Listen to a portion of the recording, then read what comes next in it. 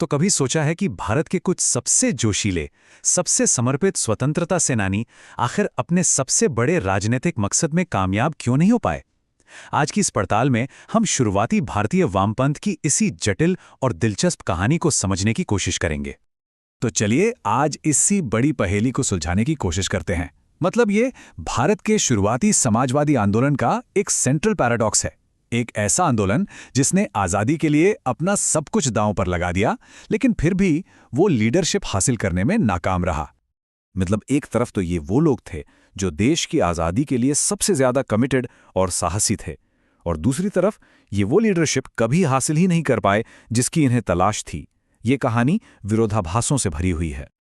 तो इस विरोधाभास को समझने के लिए हमें कहानी की शुरुआत में जाना होगा, उस जगह जहां इस आंदोलन का जन्म हुआ था। और वो जगह बड़ी अनएक्सपेक्टेड थी, एक जेल की कोठरी। हाँ, कांग्रेस सोशलिस्ट पार्टी यानी सीएसपी। इसकी नींव रखी थी जयप्रकाश नारायण और आचार्य नरेंद्र देव जैसे युवा नेताओं ने। देखिए, हुआ ये कि ये सब गांधीवादी रणनीति से थोड़े निराश हो चुके थे, और जब ये जेल में थे तो इन्होंने मार्क्सवादी विचारों को पढ़ा, और ये विचार मतलब वर्ग संघर्ष और सामाजिक बराबरी की बातें इन्हें बहुत ज़्यादा आकर्षित कर गईं। और शुरू से ही उनकी स्ट्रैटेजी एकदम क्लियर थी। एक 4 पॉइंट प्लान था। पहला कि आज़ादी की लड़ाई सबसे ज़रूरी है। दूसरा, कांग्रेस के बाहर नहीं बल्कि उसके अंदर रहकर काम करना है। तीसरा, कांग्रेस को अंदर से ही एक समाजवादी डायरेक्शन देना है। और चौथा, देश भर के मजदूरों और किसानों को एक साथ लाना है।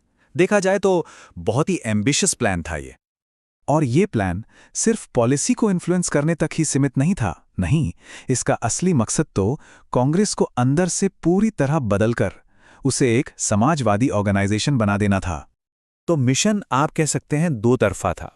एक तो कांग्रेस की विचारधारा को बदलना, उसे समाजवादी बनाना, और दूसरा पार्टी की लीडरशिप को बदलकर ऐसे लोगों को लाना जो उनके इन विचारों से सहमत हों। और जयप्रकाश नारायण का ये कोट उनकी इसी सोच को बिल्कुल सही तरीके से दिखाता है। वो जानते थे कि ये कोई एक दिन का काम नहीं है, ये एक लंबी, लगातार चलने वाली लड़ाई है। अब देखिए, शुरू में तो उनका लक्ष्य था कि पूंजीपति नेतृत्व को, मतलब जो अमीर और प्रभावशाली नेता थे, उन्हें पूरी तरह से हटा दिया जाए। लेकिन जल्दी उन्हें समझ आया कि यह ज्यादा प्रैक्टिकल नहीं है।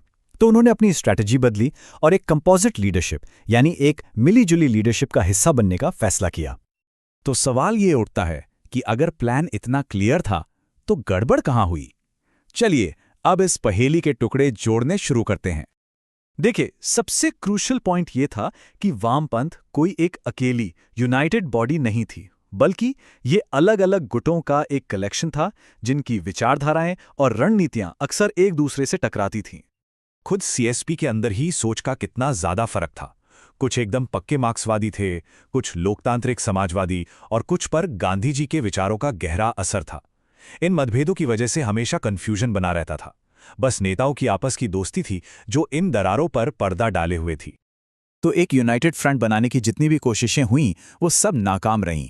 नतीजा, समाजवादियों और कम्युनिस्टों के बीच कड़वी दुश्मनी पैदा हो गई, और वो अक्सर एक दूसरे के खिलाफ ही काम करने लगे। एक और बात, उन्होंने अपनी लड़ाइयां अक्सर गलत मुद्दों पर लड़ी।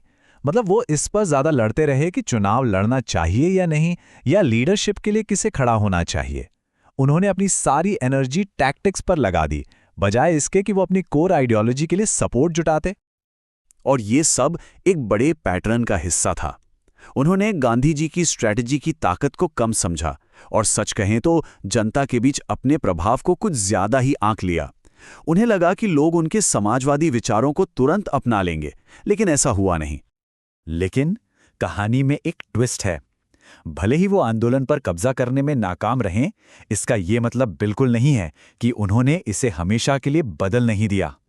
ये बात हैरान करती है, लेकिन अपने तमाम संघर्षों के बावजूद ऑल इंडिया कांग्रेस कमेटी में लेफ्ट के पास करीब करीब 1/3 वोट थे, और ये कोई छोटा मोटा आंकड़ा नहीं था। और इस प्रभाव का सीधा सीधा असर भी दिखा।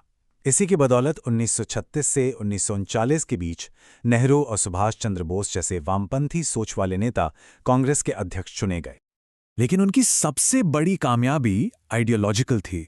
उन्होंने पूरे नेशनल मूवमेंट को radical pro people economic policies अपनाने पर मजबूर कर दिया, जैसे भूमि सुधार, मजदूरों के अधिकारों की सुरक्षा। ये सब उन्हीं के दबाव का नतीजा था।